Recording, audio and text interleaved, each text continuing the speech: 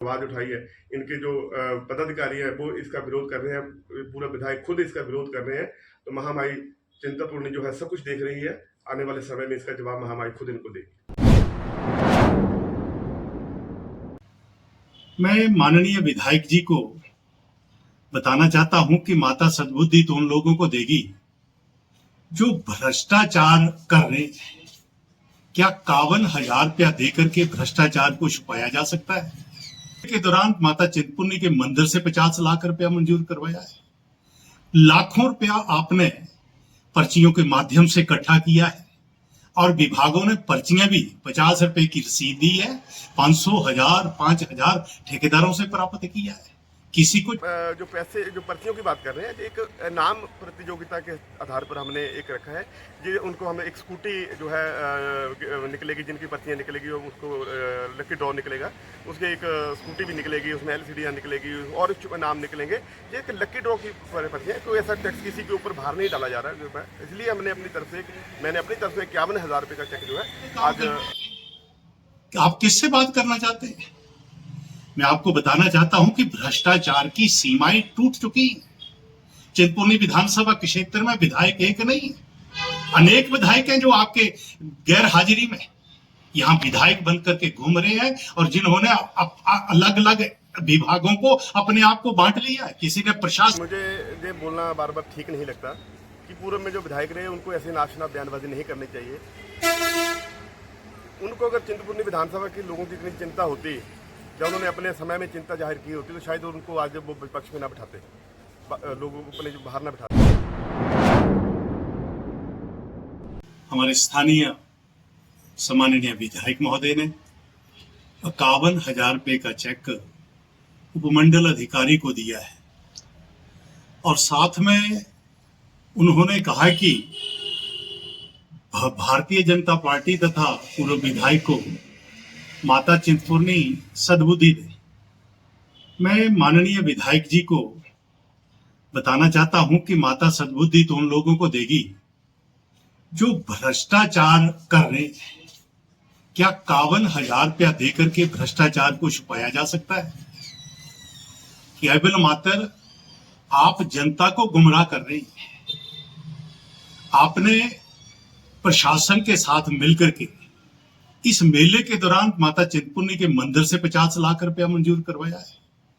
लाखों रुपया आपने पर्चियों के माध्यम से इकट्ठा किया है और विभागों ने पर्चियां भी 50 रुपए की रसीद दी है। 500, 1000, 5000 ठेकेदारों से प्राप्त किया है। किसी को छोड़ा तक नहीं। सम्माननीय विधायक जी, आप बड़ी वाहवाही लूटना चाहते हैं 51,000 रुपया देकर के। मैं जरा आपको अवगत भी करवाना चाहता हूं। पिछले वर्ष आपने अपने गांव की रामलीला के नाम पर चिंतपूर्णी विधानसभा क्षेत्र के किसी भी स्कूल को पैसे लेने से नहीं छोड़ा था। आपने अध्यापकों को मंजूर किया। सीनियर सेकेंडरी स्कूल से 11,000 रुपया, किसी से 5100 रुपया, किसी से 2100 रुपया। वो पैसे भी अभी उसका हिसाब किताब भी बाकी है। और इस बार चिंतपूर्णी के मेले पर आप भ्रष्टाचार कर रहे हैं। आप किसको बता रहे हैं बड़ा दांत कर रहे हैं? जल जीवन मिशन की कृपा से आपके अपने परिवार में 6 यूट्यूबर चल रहे हैं। जिन लोगों ने कभी घर में पशुओं को पानी तक नहीं पिलाया था, वो जल जीवन मिशन के विभाग के माध्यम से जनता को पानी पिलाने का काम कर रहे हैं। आप किससे बात करना चाहते हैं? मैं आपको बताना चाहता हूं कि भ्रष्टाचार की सीमाएं टूट चुकी हैं। चिंतपूर्णी विधानसभा के क्षेत्र में विधायक एक नहीं, अनेक विधायक हैं जो आपके गैर हाजिरी में यहां विधायक बनकर के घूम रहे हैं और जिन्होंने अलग अलग विभागों को अपने आप को बांट लिया है। किसी ने प्रशासन को, किसी ने एडमिनिस्ट्रेशन को, किसी ने अस्पतालों को, किसी ने स्कूलों को। और आपके हर गांव में कुछ ऐसे लोग हैं 2-2, 3-3 जो दंदना रहे हैं। वहां पर निजी स्कूलों को धमका रहे हैं कि विधायक का प्रोग्राम कराओ, नहीं तो उठा दिए जाएंगे। वहां पर हर जगह रोड़े हटकाने का काम कर रहे हैं। आपने हर पंचायत में विकास के नाम पर लोगों को रोड़े ही अटकाए, काम तो किया नहीं है। केवल मात्र भ्रष्टाचार को ही आपने तरजीह दी है। दूसरा, प्रदेश की सरकार को भी मैं आज कहना चाहता हूं कि आप प्रदेश में चुनाव के दौरान हिमाचल प्रदेश की भोली भाली जनता को ठग करके उनको अलग अलग प्रकार की गारंटियां दे करके आए थे। 10 गारंटियां दी थी, एक भी गारंटी पूरी नहीं हुई है। आपने 300 यूनिट बिजली का माफ करने का वायदा किया था, आज क्या कर रहे हैं? भारतीय जनता पार्टी के कार्यकाल में जो 125 यूनिट दिए जाते थे, आपने उसको भी खारिज कर दिया है। और आज पिछले कल फिर टैरिफ बढ़ा दिया गया है। प्रदेश की इंडस्ट्री को तो लूटने का काम किया हुआ है। एजीटी टैक्स उपकर लगा करके प्रदेश की इंडस्ट्री को रॉ मटेरियल बाहर से आता है, प्रोडक्शन होकर के बाहर बिक्री होती है, परंतु प्रदेश की सरकार रॉ मटेरियल आने पर भी टैक्स लगा रही है। टैक्स के अलावा उसके ऊपर उपकर लगा रही है, एजीटी लगा रही है।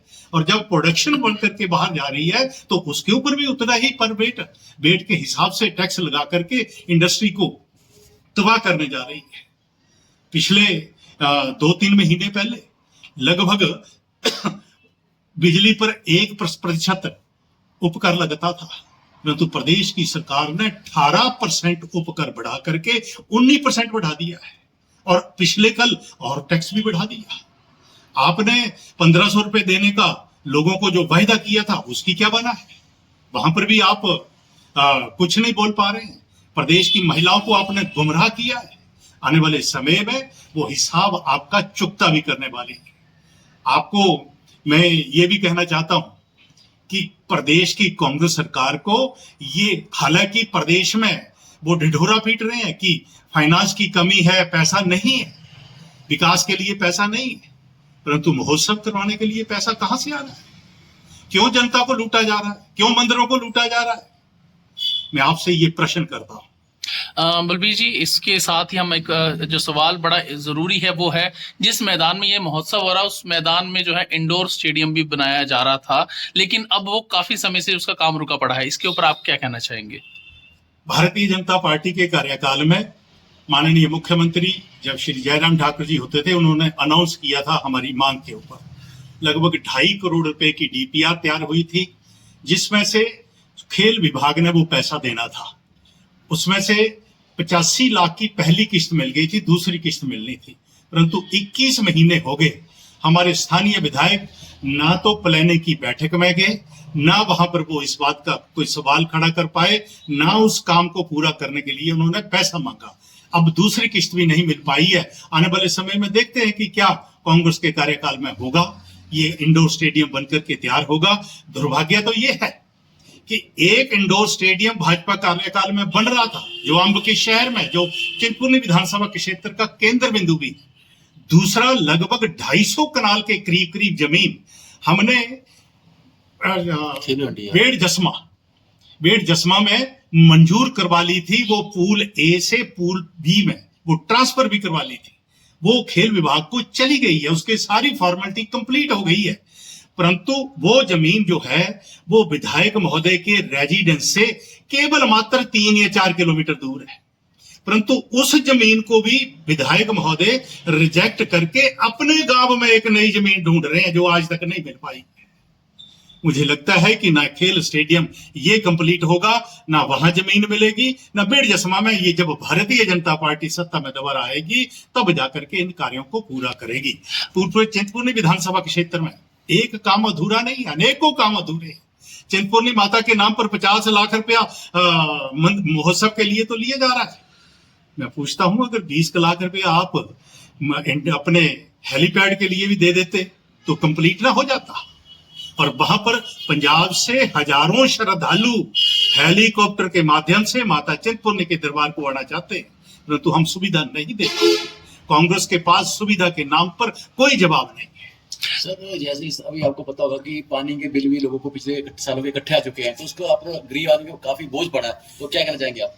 भारतीय जनता पार्टी के कार्यकाल में 10 रुपए बिजली के बिल देने का फैसला किया था, परंतु जनता की मांग थी कि पानी का बिल नहीं होना चाहिए, पानी मुफ्त में पिलाया जाता।